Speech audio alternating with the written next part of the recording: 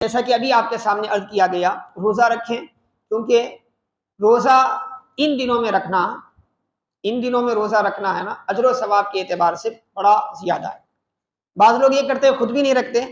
جو رکھنے والے ہیں ان کے ذہنوں میں وسوسے پیدا کرتے، ایسا کچھ بھی نہیں ہے، ویسا کچھ بھی نہیں ہے، ایسا کچھ بھی نہیں ہے۔ ان کی علمی حیثیت ایسی ہے، ہمیں اندازہ ہے ان کی علمی حیثیت ایسی ہے کہ وہ تجوید کے ساتھ حرف تہجی نہیں پڑھ سکتے۔ سنی سنائی باتوں پہ کیا ہے، بھائی اگر آپ عبادت نہیں کرنا چاہتے تو آپ کی مرضی، شریعت آپ، کیونکہ نفل عبادت کا مطلب ہی یہ ہے کہ لازم نہیں کر دی گئی، اختیار دیا گیا، اور جو کر رہا ہے اس کو تو کرنے دو آپ۔ کیونکہ اکثر ہم سنتے ہیں عاشورہ کے بارے میں، رہنے والے روزہ رکھ رہے ہیں، نہیں رہنے والے گناہگار بھی نہیں ہیں، نہ ان کی مذمت کی جا رہی ہے، پھر بھی بعض لوگ کیا کرتے ہیں، رہنے والوں کو بھی وسوسہ پیدا کرتے ہیں کہ آپ کیوں رہے۔ ایسے ہی ذی الحجہ کے پورے 10 دن میں آپ روزہ رکھیں سوائے عید کے، کیونکہ عید کے دن اور عید کا دوسرا دن، عید کا تیسرا دن، جسے ایام تشریق کے دن کہتے ہیں، یہ 3 دن روزہ رکھنا حرام ہے، کیونکہ اللہ کے رسول صلی اللہ علیہ وسلم نے فرمایا یہ دن جو ہیں یہ اللہ کے مہمان نوازی کے دن ہیں، اللہ کی طرف سے بندے کی مہمان نوازی کی جاتی ہے، اس وقت روزہ رکھنا جو ہے حرام ہے۔ عید کے دن،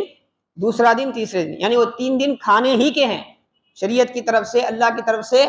مہمان نوازی اللہ کی طرف سے ہوتی ہے، ایسی نسبت اللہ تعالیٰ نے کیا ہے اس کو بیان فرمایا۔ یہ اس لیے بیان فرمایا تاکہ نہیں، باقی کے 9 دن جو ہے نا آپ روزے کا اہتمام کریں، اگر نہیں ہو سکتا تو کم از کم 9ویں کا جو روزہ ہے نا، 9ویں کا روزہ اس کا اہتمام کریں، کیونکہ وہ عرفہ کا دن ہے، اور عرفہ کے دن روزہ رکھنے کے حوالے سے صحیح مسلم کی روایت موجود ہے، میرے آقا علیہ الصلوۃ والسلام نے فرمایا جو عرفہ کے دن روزہ رکھتا ہے، مجھے اللہ کی ذات سے امید ہے کہ وہ روزہ جو ہے سال ماضی اور سال آئندہ آنے والا سال، دونوں سال کے گناہوں کا کفارہ ہو جائے گا، 2 سال کے گناہوں کا کفارہ ہو جائے گا۔ تو ایک عبادت ہے آپ کی، اس میں اگر ہو سکے جو اہتمام کر سکتا ہے کرے، جس کے پاس مصروفیات ہیں، مجبوریاں ہیں، ان کے لیے ضروری نہیں ہے، مگر جو کر سکتا ہے، موقع ہے، کر لے، کیونکہ اجر و ثواب ایک ایسی چیز ہے جب تک ہم زمین کے اوپر ہے نا کما سکتے ہیں، زمین کے اندر جانے کے بعد صرف سوچا جا سکتا ہے، کمایا نہیں جا سکتا۔ جب تک جسم میں جان ہے نا وہ کام ہم کر سکتے ہیں جس پر اجر و ثواب مرتب ہوتا ہے،